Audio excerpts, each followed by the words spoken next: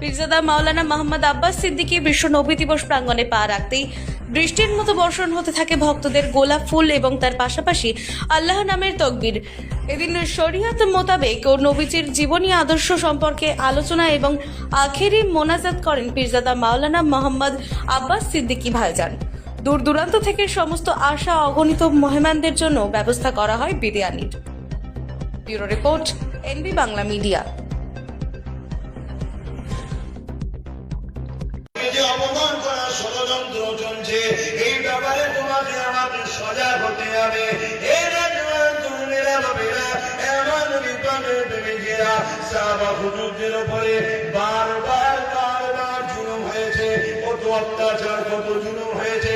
সাহাবা হুজুরদের জুলুমের সীমানা অতিক্রম করেছে জালিমরা, তথাপিও সাহাবারা এই সীমার পরে তাদের কাছে মাথা